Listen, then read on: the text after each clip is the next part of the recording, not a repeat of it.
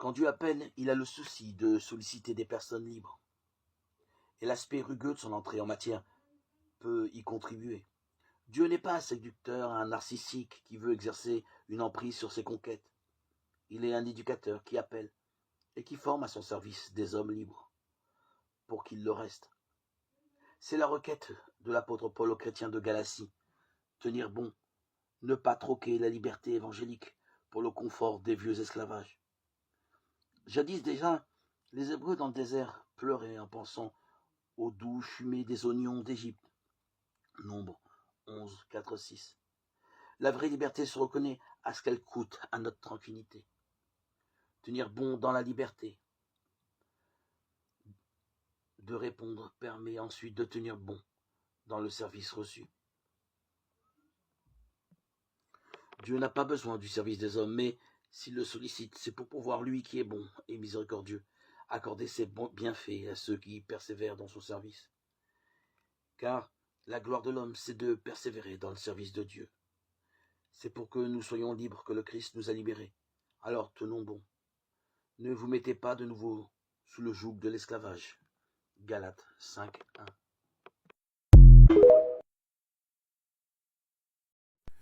Une salutation traditionnelle de Pâques dans l'Église occidentale est l'exclamation. Il est ressuscité, Hosanna. Et la réponse traditionnelle est il est vraiment ressuscité. Ces mots sont parfois accompagnés de l'échange de 3 baisers sur les 2 joues, selon la coutume de l'Église. Dans les églises orthodoxes et catholiques, la salutation s'appelle la salutation pascale et est une coutume très ancienne. La salutation est en fait basée sur Luc 24-34 tout au long de l'histoire de l'Église de la Vulgate latine vers 400. Les traductions de ce verset sont presque identiques. Le Seigneur est réellement ressuscité et il est apparu à Simon. On ne sait pas exactement comment ce dicton est devenu une salutation standard dans l'Église, bien qu'il existe diverses théories sur la façon dont il est entré dans l'usage courant. Nous savons qu'au début, la salutation était plus courante dans les liturgies orientales et byzantines que dans les églises occidentales.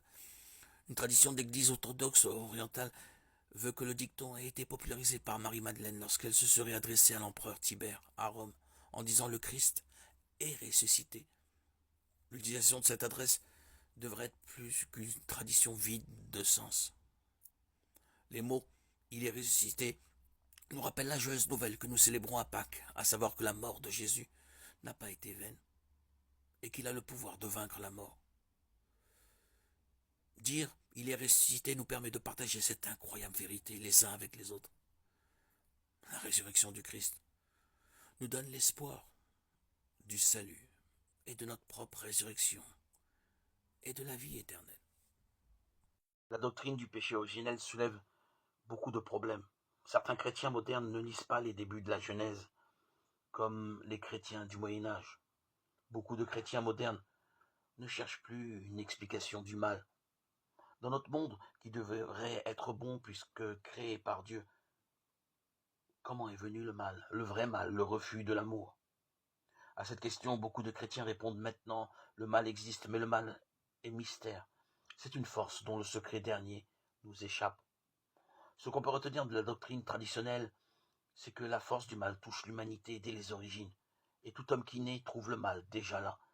Chacun est atteint par ce mal omniprésent du fait de son appartenance à la famille humaine, mais par les péchés personnels commis volontairement, chacun devient complice de ce péché du monde.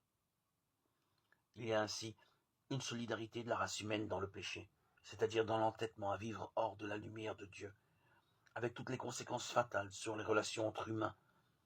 Car pour la parole de Dieu, c'est la reconnaissance d'un même Père qui fonde vraiment la fraternité entre tous les hommes. La même image divine est inscrite en chaque visage et commande un égal respect pour tous.